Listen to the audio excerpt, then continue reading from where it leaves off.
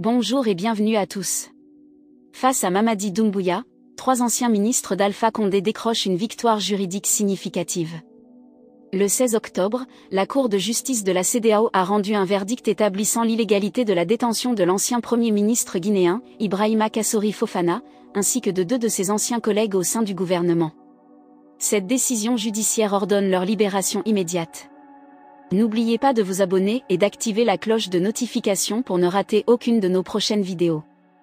Ibrahima Kassori Fofana, Mohamed Diané et Oye Guilavogui, anciens hauts fonctionnaires du régime d'Alpha Condé, dont les rôles étaient respectivement Premier ministre, ministre de la Défense et ministre de l'Environnement, ont connu un parcours tumultueux depuis le renversement du gouvernement en septembre 2021. Emprisonnés à la maison centrale de Conakry depuis avril 2022 sans être jugés, ils ont décidé en février dernier de saisir la Cour de justice de la Communauté économique des États de l'Afrique de l'Ouest. Le 16 octobre dernier, cette institution a enfin rendu son verdict.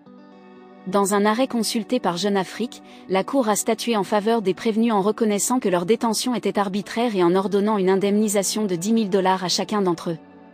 Cependant, cette victoire est mitigée, car ces anciens ministres avaient initialement réclamé $350 000 chacun, une somme que la Cour a jugée excessive. 3 mois après son arrivée au pouvoir et malgré ses promesses de « pas de chasse aux sorcières », le président Mamadi Doumbouya a annoncé la création de la Cour de répression des infractions économiques et financières pour remoraliser la gestion publique. Ironiquement, les premiers ministres à comparer devant cette Cour étaient les anciens ministres du dernier gouvernement d'Alpha Condé. Le procureur spécial de la CRIEF, Ali Touré, avait alors affirmé qu'il existait des indices sérieux de détournement de fonds publics, d'enrichissement illicite, de blanchiment d'argent et de corruption. Après avoir échoué à obtenir gain de cause devant les tribunaux nationaux, les 3 requérants ont porté leur affaire devant la Cour de justice de la CEDEAO. Ils se sont plaints d'arrestations et de détentions arbitraires, de violations de leur droit à la liberté de mouvement, et du non-respect de leur droit à un procès équitable. Cependant, la Cour a immédiatement rejeté une requête visant à accélérer leur affaire. La saisie de leur passeport par le régime militaire dirigé par Mamadi Doumbouya dès son arrivée au pouvoir a restreint leur liberté de mouvement, une décision justifiée uniquement par la volonté du président en exercice. De plus, leur longue détention, bien que légale au départ, est devenue arbitraire au fil du temps, car elle n'était plus nécessaire pour l'instruction du dossier judiciaire. La Cour de justice de la CEDEAO a ainsi constaté que cette détention avait nui à leur capacité à subvenir à leurs besoins et à ceux de leur famille, en dépit des ordonnances de libération sous contrôle judiciaire émises par les instances judiciaires de la Cour de répression des infractions économiques et financières CRIEF.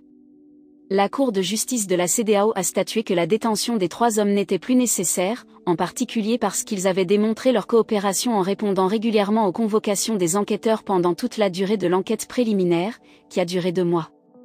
De plus, la Cour a souligné que le procureur spécial avait violé son droit à la présomption d'innocence en faisant des déclarations à la radio nationale à leur sujet. Les 3 ex-ministres avaient exprimé leur incompréhension quant à la libération de certains de leurs anciens collègues poursuivis pour des faits similaires. Cependant, les avocats de l'État guinéen ont affirmé que ces derniers avaient payé une caution, contrairement à leurs clients. La Cour de justice de la CEDEAO a jugé ces arguments insuffisants, car les banques et les biens des 3 anciens ministres avaient été gelés ou saisis, les comptes correspondant ainsi de s'acquitter de la prudence exorbitante demandée. Par conséquent, la Cour a ordonné la libération immédiate et sans condition des 3 prévenus. L'État dispose de 3 mois pour se conformer à cette décision à compter de la notification de l'arrêt. Cette décision de 47 pages a été rendue au cours d'une audience publique virtuelle à laquelle ont participé les avocats des 2 parties, et aucune possibilité de recours n'est prévue.